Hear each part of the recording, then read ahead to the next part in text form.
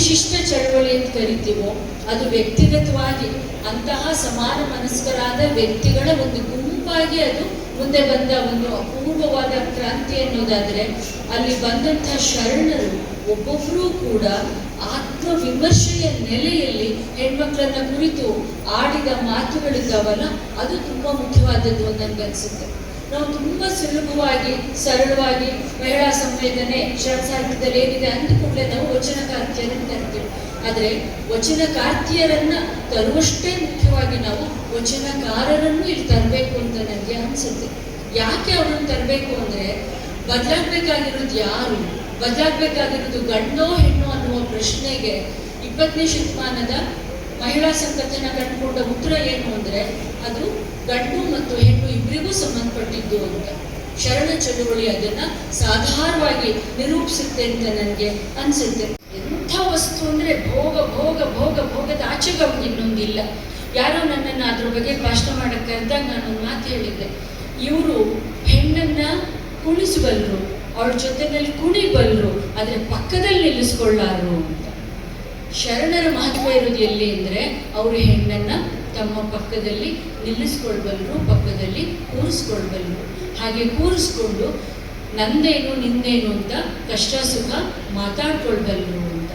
ನನ್ನ ಗುರುಗಳು ಕಿರಂ ನಾಗರಾಜ್ ಒಂದು ದಿವಸ ಬೆಳಗಿನ ಜಾವ 5 ಗಂಟೆಗೆ ಫೋನ್ ಮಾಡಿ ಹೇಳಿದರು, ನಿನ್ನೆ ನಾನು ಯಾರ ಜೊತೆ ವಾಕಿಂಗ್ ಹೋಗಿದ್ದೆ ಗೊತ್ತೇನಮ್ಮ ಅಂತ. ಯಾರ ಜೊತೆ ಹೋಗಿದ್ರಿ ಸರ್ ಅಂದರೆ ಅವ್ರು ಹೇಳಿದ್ರು, ನಾನು ಅಕ್ಕಮಹಾದೇವಿ ಜೊತೆ ಗಾಂಧಿ ಬಜಾರಲ್ಲಿ ವಾಕಿಂಗ್ ಹೋಗಿದ್ದೆ ಅಂತ. ಅಕ್ಕಮಹಾದೇವಿ ಜೊತೆ ಗಾಂಧಿ ಬಜಾರ್ನಲ್ಲಿ ವಾಕಿಂಗ್ ಹೋಗ್ತಾ ಏನು ಮಾತಾಡಿದ್ರಿ ಸರ್ ಅಂತ ಕೇಳಿದ್ರು. ಅವ್ರು ಹೇಳಿದ್ರು, ನಾವು ಪರಸ್ಪರ ನಮ್ಮ ಸಂಸಾರದ ಕಷ್ಟ ಸುಖ ಮಾತಾಡ್ಕೊಂಡ್ವಿ, ಹೆಣ್ಣಾಗಿರೋದ್ರ ಕಷ್ಟ ಸುಖ ಮಾತಾಡ್ಕೊಂಡ್ವಿ ಅಂತ ಅವ್ರು ಹೇಳಿದ್ರು. ಅದು ನಿಜವಾದ ಮಹಿಳಾ ಸಂವೇದನೆ. ಹುಟ್ಟಿನ ತನ್ನ ಕೀಳರಿಮೆ ಬಗ್ಗೆ ಎನ್ನ ಭವದ ಬಳ್ಳಿಯ ಬೇರು ಹರಿಯಿತ್ತು ಶರಣಿಂದಾಗಿ ಅನ್ನುವಂಥ ಮಾತನ್ನು ಹೇಳಿದರೆ, ಮೋಳಿಗೆ ಮಹಾದೇವಮ್ಮ ಹೇಳ್ತಾಳೆ, ಎನ್ನ ಸ್ತ್ರೀ ಜಾತಿ ನಿಮ್ಮ ಸ್ತ್ರೀಪಾದದಲ್ಲಿ ಅಡಗಿತ್ತು ಅಂತ. ಅಂದರೆ ಅವಳಿಗೂ ರಾಣಿಯಾಗಿ ಸಹಿತ ಅದು ಸಮಾನ ಸ್ಥಾನಮಾನ ಸಿಕ್ಕಿರಲಿಲ್ಲ, ರಾಣಿಯಾಗಿಯೂ ಸಿಕ್ಕಿರಲಿಲ್ಲ. ಅದನ್ನು ತೊಡೆದು ಹಾಕಲಿಕ್ಕೆ ಇವಳು ತನ್ನ ತಾನು ಅರ್ಥ ಮಾಡ್ಕೊಳ್ಳಲಿಲ್ಲ, ಶರಣರ ಸಂಘದಲ್ಲಿದ್ದಲ್ಲ, ಆ ಮೂಲಕವಾಗಿ ತನ್ನನ್ನು ಅರ್ಥ ಮಾಡ್ಕೊಳ್ಳಿಕ್ಕೆ, ತಾನು ನಂಬಿದವನನ್ನು ಅರ್ಥ ಮಾಡ್ಕೊಳ್ಳಿಕ್ಕೆ ಸಾಧ್ಯ ಆಗಿದ್ದರಿಂದ ನಾನು ನನ್ನ ಭವದ ಕೀಳರಿಮೆಯನ್ನು ತೊಳೆದುಕೊಂಡಿದ್ದೇನೆ ಅನ್ನೋ ಮಾತನ್ನು ಹೇಳ್ತಾ ಹೋದ್ರು. ನೀಲಾಂಬಿಕೆಯನ್ನು ಹೇಳ್ತಾಳೆ, ಎನ್ನ ನಾಮ ಹೆಣ್ಣು ನಾಮವಲ್ಲಯ್ಯ ಅನ್ಸಾಡ್ತಾಳೆ. ಅಂದೇ ಎಲ್ಲ ನಾನು ಔಷಧ ಧೈರ್ಯವುಳ್ಳ ಹೆಣ್ಣು. ನೋಡಿ ಎಂಥ ಆತ್ಮವಿಶ್ವಾಸ. ನಾವು ಜೋರಾಗಿ ಮಾತಾಡ್ತೀವಿ, ಜೋರಾಗಿ ನಡ್ಕೊಳ್ತೀವ, ಭಾಳ ಮಾತುದು. ಧ್ವನಿ ಜೋರು ಮಾಡೋದು ಭಾಳ ಸುಲಭ, ಆದರೆ ನಮ್ಮ ಧ್ವನಿಯನ್ನು ಜೋರು ಮಾಡಬೇಕು, ಅದು ಭಾಳ ಮಹತ್ವದ್ದು. ಹೆಣ್ತನದ ಈ ಕೀಳರಿಮೆಯನ್ನು ಕಳ್ಕೊಳ್ಳಿಕ್ಕೆ ಅಕ್ಕಂದ್ರ ವಚನದಲ್ಲಿ ಮತ್ತೊಂದು ರೀತಿ ಕಾಣಿಸ್ತದೆ ನಮಗೆ. ನಾಮದಲ್ಲಿ ಹೆಂಗೂಸೆಂಬ ಹೆಸರಾದಡೇನು ಭಾವಿಸಲು ಗೊತ್ತು ರೂಪ ಅಂತಾರೆ. ಅಂದರೆ ಯಾವ್ದು ಹೆಣ್ಣು ಅಂತ ಏನು ಪಡಿಯಚ್ಚನ್ನು ಹಾಕಿದ್ರಲ್ಲ, ಅದನ್ನೇ ಇವರು ಬಿಡುಗಡೆ ಮಾಡುವಂಥ ರೀತಿಯಲ್ಲಿ ತಮ್ಮ ಭಾವನೆಗಳನ್ನು, ತಮ್ಮ ವಿಚಾರವನ್ನು ಬೆಳೆಸ್ಕೊಂಡ್ರು. ಎಲ್ಲರೂ ಸ್ತ್ರೀಧನಕ್ಕೆ ಅಂಟಿದ್ದಂಥ ಒಂದು ಸೂತಕ ಇತ್ತಲ್ಲ, ಅದನ್ನು ತಡೆದು ಹಾಕಲಿಕ್ಕೆ ಪ್ರಯತ್ನಿಸಿದವರೇ. ಬೊಗ್ಗವೇ ನಿಲ್ಲುವನ್ನು ಇವರು ಹೇಳಿದರು.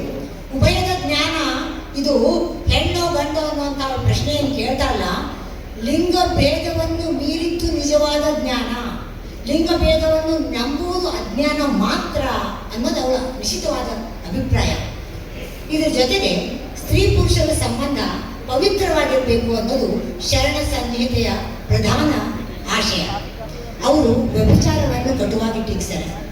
ದಾಂಪತ್ಯದಲ್ಲೂ ಅವರು ಪರಸ್ಪರವಾಗಿರಬೇಕು ಅನ್ನೋಂತ ಮಾತಾಡ್ತಾರೆ. ಸತಿಪತಿಯರಿಬ್ಬರು ಪ್ರತಿದೃಷ್ಟಿಯಾಗಿ ಮಾಡಬಲ್ಲದೆ ಅದೇ ಮಾಟ ಸ್ಮರಿಸಿಕೊಂಡು ಬೆಂಗಳೂರು ನಗರದ ಹೃದಯ ಭಾಗದಲ್ಲಿ ನಡೀತಾ ಇರುವಂತಹ 14ನೆಯ ಅಖಿಲ ಭಾರತ ಶರಣ ಸಾಹಿತ್ಯ ಸಮ್ಮೇಳನದ ಮಹಿಳಾಗೋಷ್ಠಿಯ ವಿಶ್ವ ವೇದಿಕೆಯ ಮೇಲೆ ಉಪಸ್ಥಿತರಿರುವಂತಹ ಎಲ್ಲ ಗಣ್ಯರಲ್ಲಿ, ಸಂಘಟಕರಲ್ಲಿ, ಭಾಗವಹಿಸುವಂತವರಲ್ಲಿ ಶರಣಾರ್ಥಿ. ನಾವು ಒಂದು ಮಾತು ಹೇಳೋದಕ್ಕೆ ಇಷ್ಟಪಡೋದು ಏನಪ್ಪಾ ಅಂತಂದ್ರೆ, ಡಾಕ್ಟರ್ MS ಆಶಾದೇವಿಯವರು ಎತ್ತಿರ್ತಕ್ಕಂಥ ಪ್ರಶ್ನೆಗಳು ಅಥವಾ ಬಸವಣ್ಣವರ ವಚನಗಳನ್ನು ಕೇಂದ್ರವಾಗಿಟ್ಕೊಂಡು ಅವರು ರೂಪಿಸಿಕೊಂಡಿರ್ತಕ್ಕಂಥ ಅಭಿಪ್ರಾಯಗಳಿಗೆ ಎಲ್ಲದಕ್ಕೂ ಹೊಣೆ ಯಾರಪ್ಪ ಅಂತ ಹೇಳಿದ್ರೆ ಬಸವಣ್ಣವರೇ ಹೊಣೆ ಅನ್ನೋದನ್ನು ನಾವು ಈ ಸಂದರ್ಭದಲ್ಲಿ ಅರ್ಥ ಮಾಡ್ಕೊಳ್ಬೇಕು. ಬಸವಣ್ಣನವರ ವಚನಗಳು ಅವರಿಗೆ ಯಾವ ರೀತಿಯಾಗಿ ಗ್ರಹಿಕೆಗೆ ಸಿಕ್ಕಿದವೋ ಆ ಗ್ರಹಿಕೆಯನ್ನು ಅವರು ನಮ್ಮ ಎದುರಿಗೆ ಹಂಚಿಕೊಂಡಿದ್ದಾರೆ ಅನ್ನುವಂಥದ್ದನ್ನು ಕೂಡ ನಾವು ಗಮನಿಸಬೇಕು.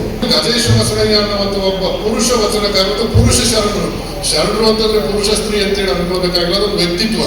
ಆದ್ರೆ ಈ ಸಂದರ್ಭದಲ್ಲಿ ನಾವು ಗೊತ್ತಿರಬೇಕು, ಒಬ್ಬ ಪುರುಷ ಶರಣರು ಏನ್ ಮಾಡ್ತಾರೆ ಅಂತ ಹೇಳಿದ್ರೆ, ಅವರು ಒಬ್ಬ ಹೆಣ್ಣಾಗಿ ತಾನು ಹೆಣ್ಣಿನ ಸಂವೇದನೆಗಳನ್ನು ಅಳವಡಿಸಿಕೊಂಡು ತನ್ನ ದೇವರ ಜೊತೆ ಮುಖಾಮುಖಿ ಆಗುವಂತ ವಚನಗಳನ್ನ ರಚನೆ ಮಾಡ್ಕೊಂಡು ಹೋಗ್ತಕ್ಕಂಥದ್ದನ್ನು ಕೂಡ ನಾವು ಕಾಣಿದ್ದೇವೆ. ತಮ್ಮ ತಮ್ಮ ಗಂಡಂದಿರು ಚೆಲುವರೆಂದು ಕೊಂಡಾಡುವ ಹೆಣ್ಣುಗಳು ಪುಣ್ಯಜೀವಿಗಳರವ, ನಾನೆನ್ನ ಚೆಲುವನು ಎಂಥವನೆಂದು ಅರಿಯನವ ಅಂತ ಹೇಳಿ ಅವ್ರು ಹೇಳ್ತಾ ಇರುವಂತ ಸಂದರ್ಭದಲ್ಲಿ ಬರೆದಿರ್ತಕ್ಕಂಥವನು, ವಚನ ಹೇಳಿರ್ತಕ್ಕಂಥವ್ರು ಗಂಡಾಗಿದ್ರು ಕೂಡ ಆ ಪುಣ್ಯಾತ್ಮನ ಮನಸ್ಸೊಳಗೆ ಏನೈತಿ ಅಂತಂದ್ರೆ, ನಾನು ಆತನಿಗೆ ಹೆಣ್ಣು ಅನ್ನುವಂಥ ಭಾವ ಇದೆ.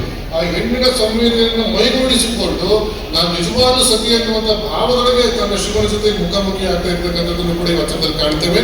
ಅದೇ ರೀತಿಯಲ್ಲಿ ಇನ್ನೊಂದು ವಚನ, ಡಕ್ಕೆ ಬೊಮ್ಮಣ್ಣ ಅವರ ಒಂದು ವಚನವನ್ನ ನೀವು ಹೇಳ್ತಾರೆ ಅಂತ ಭಾವಿಸ್ಕೊಂಡಿದ್ದೇವೆ. ಆಶಾದೇವಿಯವರು ಮತ್ತೆ ಡಾಕ್ಟರ್ ಹೇಮಾ ಪಟ್ಟಶೆಟ್ಟಿ ಅವರು ಹೇಳ್ತಾರೆ ಅಂತ ಭಾವಿಸ್ಕೊಂಡಿದ್ದೆ. ಅವ್ರು ಹೇಳ್ತಾರೆ, ಸತಿಯ ಗುಣವ ಪತಿ ನೋಡಬೇಕಲ್ಲದೆ, ಸತಿಯ ಗುಣವ ಪತಿ ನೋಡಬೇಕಲ್ಲದೆ ಪತಿಯ ಗುಣವ ಸತಿ ನೋಡಬಹುದೇ ಎಂಬರು. ಡಕ್ಕೆ ಬೊಮ್ಮಣ್ಣವರು ಹೇಳ್ತಕ್ಕಂಥ ವಚನ ಇದು. ಪತಿಯ ಗುಣವ ಸತಿ ನೋಡಬೇಕಲ್ಲದೆ ಸತಿಯ ಗುಣವ ಪತಿ ನೋಡಬೇಕಲ್ಲ, ಪತಿಯ ಗುಣವ ಸತಿ ನೋಡಬಹುದು ಎಂಬರು. ಸತಿಯಿಂದ ಬಂದ ಸೋಂಕು ಪತಿಗೆ ಕೇಳಲ್ಲವೇ, ಪತಿಯಿಂದ ಬಂದ ಸೋಂಕು ಸತಿಗೆ ಕೇಳಲ್ಲವೇ, ಒಂದಂಗದ ಕಣ್ಣು ಉಭಯದಲ್ಲಿ ಒಂದು ಹಿಂಗಲಿಕ್ಕೆ ಭಂಗವಾರಿಗೆ ಎಂಬುದು ತಿಳಿದಲ್ಲಿಯೇ ಕಾಲಾಂತಕ ಭೀಮೇಶ್ವರ ಲಿಂಗಕ್ಕೆ ಸೆರೆ ಸಂದಿತ್ತು. ಡಕ್ಕೆ ಬೊಮ್ಮಣ್ಣವರು ಹೇಳ್ತಕ್ಕಂಥ ಒಂದು ವಚನ ಇದೆ. ಅದೆಷ್ಟು ಸರಳವಾಗಿ ಹೇಳ್ತಾರೆ. ಬಹಳ ಈಗ ಹೆಣ್ಣು ಗಂಡು ಅನ್ನುವಂಥ ಭೇದ ಇದೆಯಲ್ಲ, ಅದು ಅತಿರೇಕದಲ್ಲಿ ಹೋಗ್ಬೇಕಾದಂತ ಅಗತ್ಯ ಇಲ್ಲ ಕಣಪ್ಪ. ಈ ಗಂಡ ಹೆಂಡತಿ ಇಬ್ರು ಇದ್ರಿ ಅಂತಂದ್ರೆ ಒಬ್ರು ಮೇಲೆ ಒಬ್ರು ಕೆಳಗೆ, ಅಥವಾ ಗಂಡ ಮಾತ್ರ ಹೆಂಡತಿಯ ವ್ಯಕ್ತಿತ್ವವನ್ನು ನಿರ್ಧರಿಸಬೇಕು, ಆಕೆಯ ನೈತಿಕತೆ ಬಗ್ಗೆ ಅವನು ಮಾತ್ರ ಮಾತಾಡಬೇಕು, ಗಂಡು ಮಾತಾಡಬಾರದು ಅನ್ನುವಂಥ ನಿಯಮ ಏನಿದೆಯಲ್ಲ, ಅದನ್ನ ಧಿಕ್ಕರಿಸಿ ಆ ತಾಯಿ ಹೇಳುವಂಥದ್ದು. ಆ ಡಕ್ಕೆ ಬೊಮ್ಮಣ್ಣ ಕೇಳುವಂಥ ಪ್ರಶ್ನೆ ಏನಂದ್ರೆ, ನೋಡಪ್ಪ, ಹೆಂಡತಿ ಗುಣವನ್ನ ಗಂಡ ನೋಡ್ಬೇಕು ಅಂತ ಏನ್ ಬಯಸ್ತಿರಲ್ಲ, ಗಂಡನ ಗುಣನ ಕೂಡ ಹೆಂಡತಿ ನೋಡ್ಬೇಕು, ಅದನ್ನ ಅರ್ಥ ಮಾಡಿಕೊಡ್ರಿ ಅಂತ ಹೇಳ್ತಾರೆ. ಕೊಡುವಂತ ಉದಾಹರಣೆಗಳು ಎಂತದ್ದು, ಪತಿಯಿಂದ ಬಂದ ಸೋಂಕು ಸತಿಗೆ ಕೇಳಲ್ಲವೇ. ಈಗ ಕೋವಿಡ್ ಬಂದಿತ್ತಲ್ಲ, ಅವಾಗೆಲ್ಲರಿಗೂ ಅನುಭವ ಬಂದಿದೆ.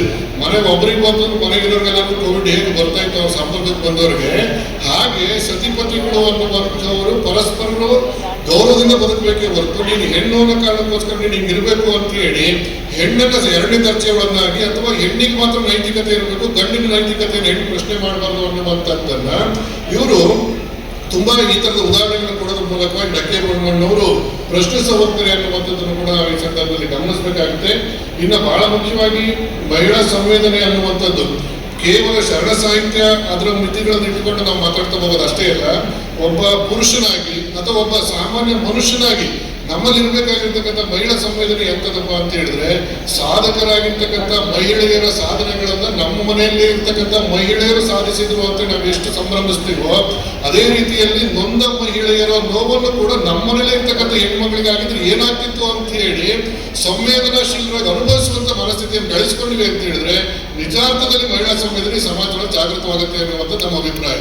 ಬಹಳ ಸಂದರ್ಭದಲ್ಲಿ ನಾವು ಇವನು ಯಾವನು ಕೂಡ ಯೋಚನೆ ಮಾಡಲ್ಲ, ಗಂಭೀರವಾಗಿ ಯೋಚನೆ ಮಾಡೋದಿಲ್ಲ.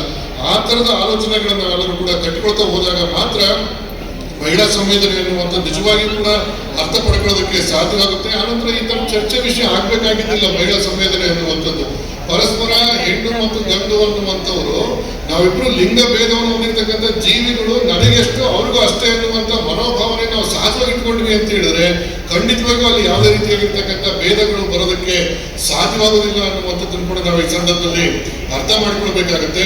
ನಡ್ಕೊಂಡು ಹೋಗ್ತಾ ಇರಬೇಕಾದ್ರೆ ಒಂದು ನಾಯಿ ಹೊಗಳ್ತಾ ಇರುತ್ತೆ. ಹೊಗಳ್ತಾ ಇರುವಂತ ನಾಯಿಗೆ ನೀವು ಪ್ರತಿಕ್ರಿಯೆ ಕೊಟ್ರಿ ಅಂದ್ರೆ ಇನ್ನು ಜೋರ ಹೊಗಳಕ್ಕೆ ಶುರುವಾಗತ್ತೆ. ಅದೇ ನಾಯಿಗೆ ನೀವು ಪ್ರತಿಕ್ರಿಯೆ ಏನೂ ಕೊಡ್ಲಾರ್ದಿವರಿಗೆ ನಿಮ್ ಕೆಲಸನೇ ಅದೋ ಮಾರಾಯ ಆಗ್ತೀರ, ಅದನ್ನ ಹಾಕೊಂಡು ಉದಾಸೀನ ಮಾಡಿ ಮುಂದೆ ನಡ್ಕೊಂಡು ಹೋದ್ರಿ ಅಂತಂದ್ರೆ ಮೊದಲನೇ ದಿನ ಜೋರಾಗಿ ಹೊಗಳ್ತೈತಿ, ಎರಡನೇ ದಿನ ಒಂದು ಸ್ವಲ್ಪ ಹೊಗಳಿ ಸುಮ್ಮನಾಗತ್ತೆ, ಮೂರನೇ ದಿನದಿಂದಲೇ ಬಾಲ ನಡೆಸ್ಕೊಂಡು ಆ ನಾಯಿ ಎಂದು ಬರ್ತದೆ. ಹಾಗಾಗಿ ಇದನ್ನ ಅರ್ಥ ಮಾಡಿಕೊಂಡು ಸ್ವಲ್ಪ ಸಭ್ಯತೆಯಿಂದ ಪ್ರತಿಭಟನೆಯ ಸಭ್ಯತೆಗಳನ್ನ, ಪ್ರತಿಭಟನೆಯ ಸೌಜನ್ಯತೆಗಳನ್ನು ಕೂಡ ಶರಣರಿಂದ ಕಲಿಬೇಕು ಅನ್ನುವಂಥದ್ದನ್ನು ನಾನು ಈ ಸಂದರ್ಭದಲ್ಲಿ ನೀವೆಲ್ಲರ ಗಮನಕ್ಕೆ ತರೋದಕ್ಕೆ ಇಷ್ಟಪಡ್ತೇನೆ. ಬಸವಣ್ಣ ಬಿಚ್ಚಳದ ಆಸ್ಥಾನದೊಳಗೆ ಇದ್ದು ಆನೆ ಬಿಚ್ಚಳ ಗಂಜುವಿನೆ ಅಂತ ಹೇಳಿದ್ರು. ನಾನು ಕೂಡಲ ಸಂಗಮ ದೇವರು ರಾಜತೇಜದಲ್ಲಿ ಪ್ರತಿಭಟನೆ ಇದು. ಹಂಗಂತೇಳಿ ಬಸವಣ್ಣವ್ರಿಗೂ ಮತ್ತು ಬಿಂಚಣಿಗೂ ಇದ್ದಂತ ವಿಶ್ವಾಸ ಕಡಿಮೆ ಆಯ್ತು ಅಂತಂದ್ರೆ ಬಿಂಚಣಿಗೆ ಗೊತ್ತಿತ್ತು ಬಸವಣ್ಣನ ಪ್ರತಿಭಟನೆ ಇರ್ತಕ್ಕಂಥದ್ದು ಇಂಥ ನೆಲೆಗಳಲ್ಲಿ ಹೊರತು ವ್ಯಕ್ತಿಗತವಾಗಿ ನನ್ನ ಮೇಲಲ್ಲ ಅನ್ನುವಂತ ಪ್ರಜ್ಞೆ ಬಿಂಚಣಿಗಿತ್ತು.